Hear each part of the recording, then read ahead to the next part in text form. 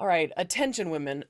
Okay, so do you want to have a happy marriage or a happy relationship? But I'm mostly going to be talking about marriages today. And this episode is also known as Women, You Have Far More Power Than You Think You Do. So if you adjust a few things in how you treat your husband, you could have a phenomenal marriage. But that's a little bit too long of a title, so I'm like, okay, women, do you want to have a happy marriage? The theme of my podcast is basically me challenging a popular belief or a mindset and helping you replace it with a healthy one that is accurate, actually accurate, and that will help you get where you want to go. And once you replace that mindset with a healthier one, it allows you to adjust your actions so that you can have better results in life. Because who does not want to have a successful life in all areas? And I go over marriage, I go over finances, and all sorts of different places. So make sure you're subscribed if you haven't already. But the belief I want to challenge today is this: that happiness in marriage depends on the woman's husband changing. So basically, if only my husband communicated better, gosh, I would have such a much better marriage. Or if only he helped out more around the house. And I hear that one a lot. If only my husband was more involved with the kids, or if only my husband was more emotional or more attentive, if only he was just more present, then I would have a better marriage. Like the kids would have a better relationship with their father. And by the way, man, I know some of you guys are like, yes, this is my episode. I just hope she listens to it. I'm going to be doing one for you guys next. So you are not off the hook. But this one is geared to women. And women, you have so much more power and control, not control, I would say influence than you think you do. So basically, the mindset is if he would just change, I could be happy. Or if he would just change, we would have a good marriage. We would have a better marriage. And women, like I said, you have so much more power than you think you have. So replace that mindset with this one: I have enormous influence over the tone and the health of my marriage. And I'm not saying control. I did mention the word control earlier. I don't want you to think that you have control. You have influence. And changing the way you treat your husband often changes the entire climate, the entire tone, the entire what's the temperature of your marriage. And it's really, really crazy. And it's not going to happen overnight. Guys, I promise it won't happen overnight, but I do promise it will happen. And this is not about manipulation. This is not about trying to get him to do something. Like this is you genuinely loving your husband and treating him the way you want to be treated, but in a way that works for a man. And this episode is in celebration of my 15th anniversary, which is today. And because of that, I wanted to share 5 things women do right and to have a successful marriage, and 5 things that they do wrong that actually sabotage their marriage, sabotage themselves and their happiness in their marriage. Now, I do have to give a disclaimer. I am not a therapist and I haven't been married long. I know everybody's like, okay, you've only been married 15 years, right?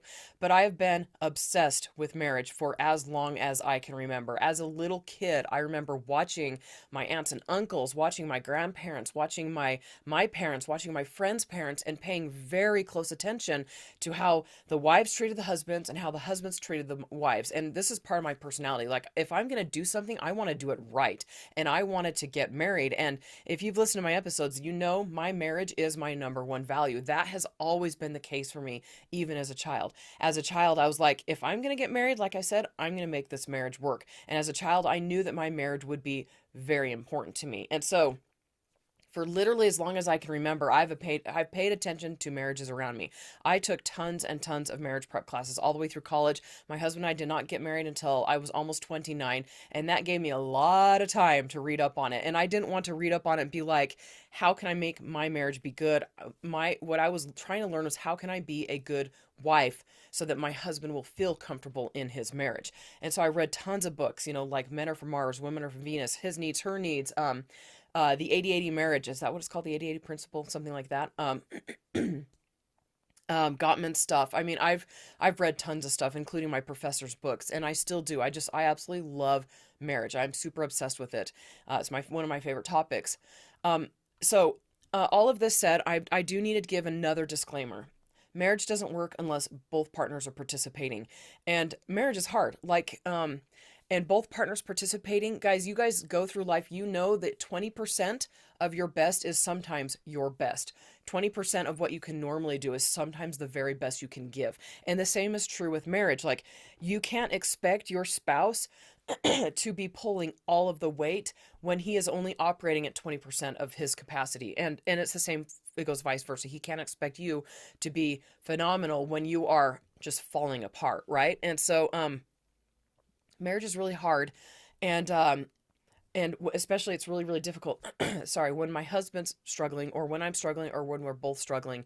I will say, like, the first 14 years of our marriage, the first couple of years were really really great, but then the next 12 years were very difficult, very very hard. Yeah, like this last year I've mentioned before was the hardest year of my life. It was the best year of my marriage, like a phenomenal year. That, all those disclaimers, all of that aside, five things that women do right to keep have a healthy marriage, to have a happy spouse. And if you've got children around, you might want to not listen to this part around them. It's not going to be any surprise to anybody. The very first thing that's on my list is sex. And of course, why wouldn't I mention it first? Nobody's going to be surprised by that. But men are hardwired to feel love and emotional connection through sex. And I've had so many of my friends, not friends, like most of my friends are actually really on board with all of this, but so many acquaintances and even relatives be like, "Oh, I don't want to do that. Just the women, I don't want to have sex. I'm exhausted all the time." And I'm like, well, he is too, and this is how he feels better about himself. And again, women, I will be talking to men in the next episode, but right now I'm talking to you. Men are hardwired. They need sex. They need that connection. They need to feel like they have that gosh, connection is the word I'm going to use again because I just used it. But that connection is super important for them. And of course, the goal is to make it fun for both of you, so it's not like you're dreading it. But a little side note for men, get her in the mood. Like, if you make it fun, if you make it flirty, she will be much much more likely to want it. So the goal, of course, is to make it fun for both parties, right? But women, I'm talking to you right now. Do not use sex as a punishment. Do not use sex as a punishment. That is a massive form of manipulation. Do not withhold it from him. If you're really exhausted, really tired, he's gonna care. He's not gonna want to have sex if you're absolutely exhausted. But if you're absolutely exhausted all the time, that is an issue. You need to get taken care of so that you can have something to give to the most important person in your life, who is more important than your work, more important than your children, more important than anybody else, your spouse. So do not, like, this is something that you need to take care of. You need to make sure that it is healthy. And the example I want to give with this, so women are like, okay, well, I don't understand it. I've told you guys before, I have a very high libido, so I'm like, I don't understand why women don't want. But I when I'm exhausted, I understand. But aside from that, anyway, so imagine if your husband pulled away your access to all finances, didn't let you see what the bank accounts had, didn't let you spend money, didn't let you know what was going on with bills, and he was doing this purposely to manipulate you. Imagine if that happened, you would blow up, or you would cave in, or you would become passive aggressive, or you would be easily manipulated. But it's the same thing. So if you withhold sex from a man, it's the same thing as him withholding access to finances for you. And I hope that makes sense. I know that not everybody was raised to understand how men are. They think it's dirty. They think men are what's the word, like, awful for wanting that, but that is the way God created them. And if you don't believe in God, then I mean, it's, I don't know what to tell you, but God created men. They are hardwired to need sex, and withholding it from them is manipulation. Okay, the second thing is also not going to be a surprise, and I'm going to have so many people yell at me for this, so many women, and I'm sure a couple men. Cook and clean for your husband. And it's like, oh my gosh, I cannot believe you just told me I have to cook or clean or whatever. Why is this so triggering? I don't understand. Why on earth is it so triggering for women to hear that cooking and cleaning is a good thing? Why is it demeaning to take care of those you love? And again, I will talk to men about this topic as well, but I'm talking to women right now. Society did not condition women to cook and clean. Across the ages, thousands of years, women have loved doing it for their men. It was their way of showing possessiveness. It was their way of being like, you are my man, I will take care of you. There's nothing wrong with cooking or cleaning for the man that you love. There is nothing wrong with it. It is not demeaning. It does not put you down. Men do things that are horrible for the women they love. They go to war for the women they love. They die for the women that they love. The least you can do is cook and clean for him. And it is not demeaning. It does not make you small. It does not minimize the importance of what you do, because it is also very important. And I have found that there's a good balance for me and my husband, and that is it's like 60 to 80% me cooking and cleaning to his 20 to 40%. And right now, that's a little bit off because I'm the one that's, the breadwinner right now, which is not the way we wanted it to be, but that's how things have worked out currently. And but under normal circumstances, I do 60 to 80% of it. When I'm recovering from surgery, he does 100%. When I'm recovering from childbirth, C-sections, he does 100%. And sometimes he's doing 100% for even months at a time.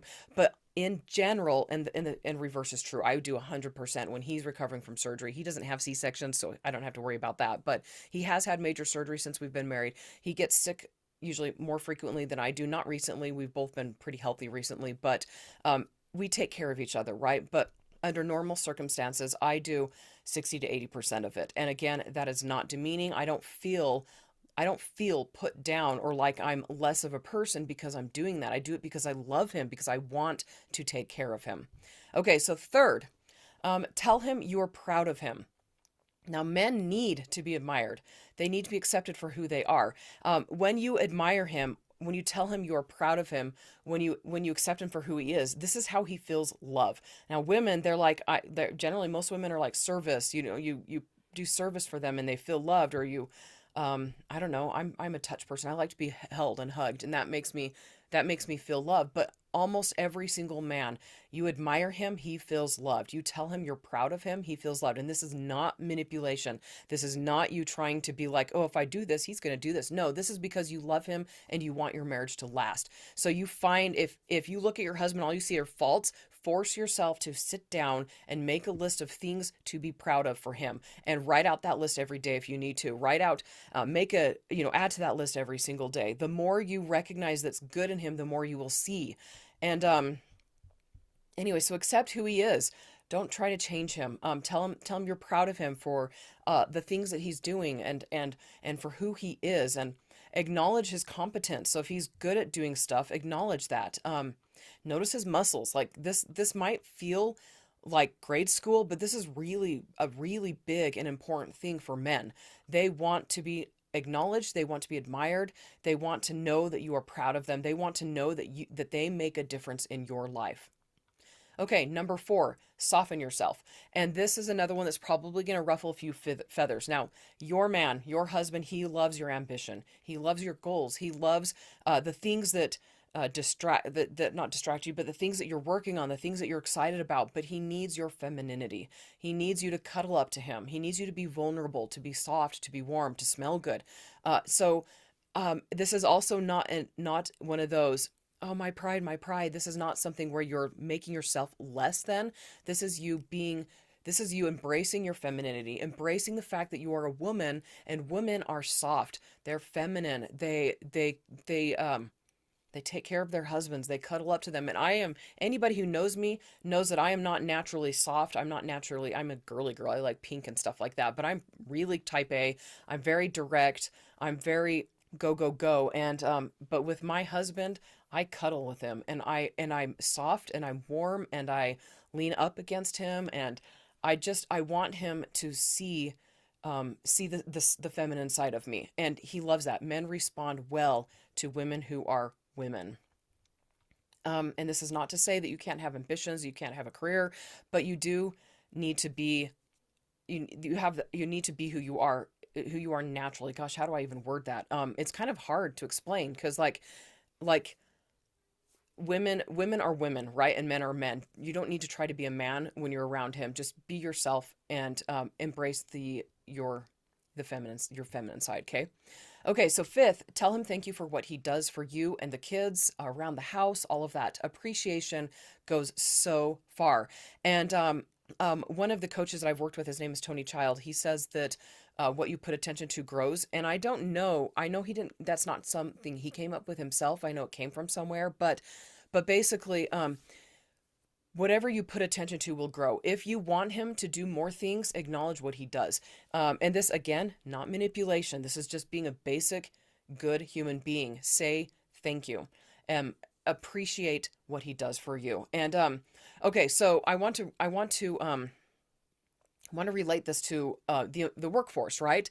Uh, have you ever gone to a job and worked there for years and years and never once been acknowledged for doing a good job, never received a promotion, never received a raise, never received any sort of recognition for doing your job? You hate that job, right? You don't want to go back. Nobody recognizes that you do anything. Like you could quit and nobody would even notice. The same thing is for your husband. He needs to be acknowledged. He needs to be recognized for what he's doing. Everybody responds better to appreciation. Everybody responds better when somebody thanks them for doing something. So if you want, like it's the honey and vinegar, you attract more flies with sugar than you do with vinegar. I can't remember what the saying is. I don't, guys, you guys know me. I don't do well on camera sometimes. But so if you want those little things that he does to grow, then acknowledge those little things that he's doing and thank him for them.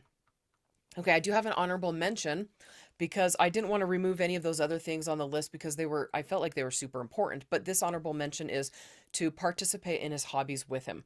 And everybody has something in common. I do know some couples that are like, oh, we have absolutely nothing in common. But every single one I've talked to, we've been able to find something somewhere that they can share together, that they can both enjoy, that they can do together.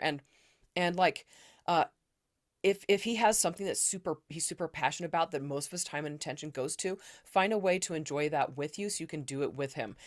Men, they do better when they're doing things together with the people that care about, not when they're sitting there talking. Women do better when there's emotional connection through conversation. But the best way to emotionally connect with a man is by participating in his hobbies with him. So basically, find something he does that you want to try out, give it an honest try, and the goal is to do something he enjoys that you can also enjoy doing. And again, none of these are for manipulation. It's just enjoy your spouse, right?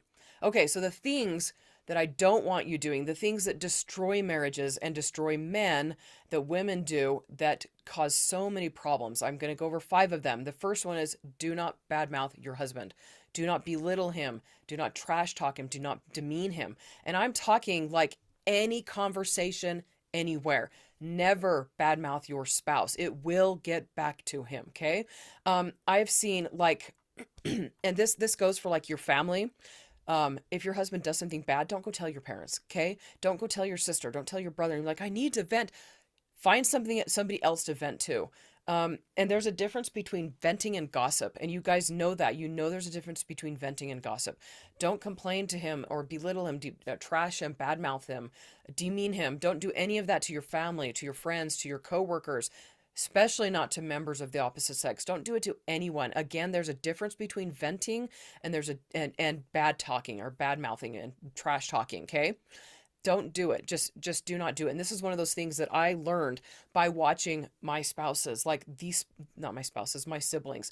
The siblings who complained about their spouse, I will say the siblings who complained to me about their spouse, I have never, ever forgotten the things that they said. And it's been like 20, 25 years. And I have watched a specific family member, cousin, sibling, cousin, somebody out there. I'm not going to tell you guys and it was a woman who constantly badmouthed her husband to her family. And it got to the point where her family came to hate her husband. And they still cannot figure out why she is still married to him. They ask her all the time, why are you divorcing him? And it's because she never once told them anything good about him. She only complained to them about him. And this woman is an amazing, amazing woman. I absolutely love her to death. And she recognizes now that that was a mistake because her family, it embittered her family against her husband. And so my family, I have never once complained ever about my husband to my family. Never. They have never heard me say anything negative about my husband. I have vented a couple of times to one of my brothers, but it wasn't in a bad spirit way. It was more of I need help with this situation. Can you please help me?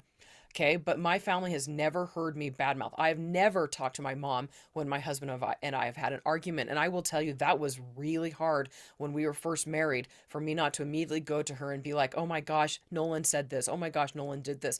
But I made a promise to myself that I would never badmouth my husband to my family. And it has made my relationship with my husband so much better. Anyway, so that, like I said, family remembers, do not badmouth. And And when you're with those little groups of women and they start talking badly about their husbands, do not participate. Do not encourage that. Do not join in. Okay, so the second one is don't nag.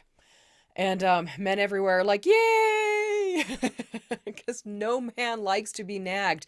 And not just that, it actually causes problems. And I'll get into that in a little bit. But my first question for you is, so what if he does things differently? So what if he forgets something? Gosh alive, the women in my life, they're like, but he'll forget if I don't say it. Who cares? Who cares if he forgets something? I mean, my goodness, it just drives me nuts. Like, I'm not a natural nag, and I know that's like a strength for me, right? And that's going to be really hard for some people who don't have harmony. And I know it's because of my Clifton Strength harmony. I'm high in that. And so I don't naturally nag.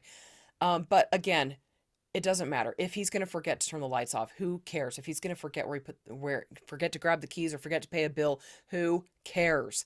Guys, it is not the end of the world.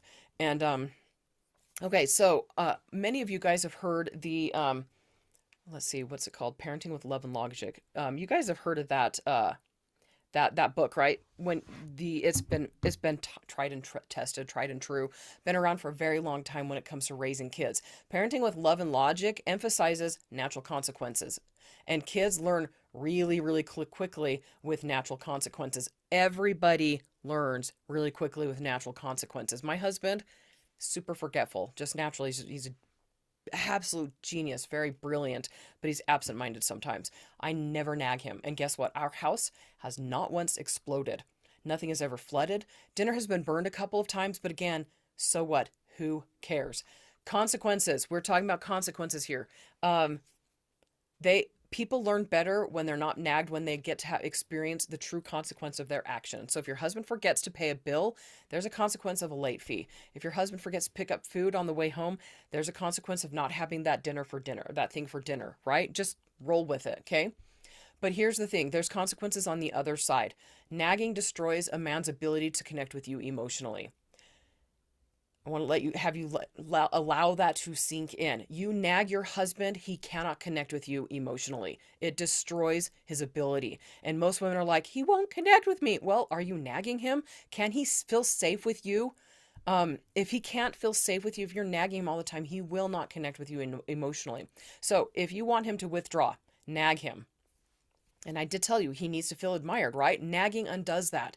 So don't nag your husband. And that's like, oh gosh, that's going to be so very hard for a lot of people, because a lot of women, they naturally nag, and men, they've got so many other things on their mind that they're doing. You've got so many things on your mind. You forget things too. Does your husband nag you all day? Probably not. Okay, so third thing, don't down his offers to help. Well, he doesn't load the dishwasher right. Okay, so he doesn't fold the towels the way I do. Are they folded? Yes? Then stop. Let him help. If he wants to help, let him help. Don't, like, oh my gosh, how many men have said, well, I didn't do it right, and so she's never going to have me do it again, so I get out of it, right? If he wants to help, if he's offering to help, let him help. Who cares if it's not done the way you want it done? And don't go back and fix it. Oh my goodness. Do not go back and fix it. Okay? That's super insulting. Don't do a passive aggressive, oh well, and don't even say, oh well, gosh, it wasn't done right, so I guess I have to do it myself now and undo it and redo it. Don't do that, guys. Do not turn down his offers to help. Do not correct him when he doesn't do it the way you want him to do it. Okay? Okay. Fourth, don't give him the silent treatment. Processing is fine. I'm not talking about like he hurt your feelings, you need time to think through it. That's not what I'm talking about. I'm talking about purposeful manipulation, or giving him, like, ignoring him so that he gets the hint, right? Also, boundaries are fine. And sometimes you set a boundary where if he's going to do this thing that you've asked him not to do repeatedly, then silent treatment, not as a form of manipulation, but as a way to uphold a boundary, that's also fine. But trying to punish him when he doesn't even know you're mad is pointless, okay? Silent treatment, the vast majority of times, the man isn't even going to notice. And if he does, he's going to be like, well, she'll probably tell me anyway. Or he's like nervous for when he's like, oh my gosh, here it comes, right? Silent treatment's bad. Processing is fine. Boundaries are fine. Silent treatment is not fine. Okay. Fifth and last, do not manipulate him. Got nobody, and this is like relationship advice for everybody. Nobody likes to be manipulated. If he tells you no, like, can we have so and so over for dinner, and he says no, let him say no.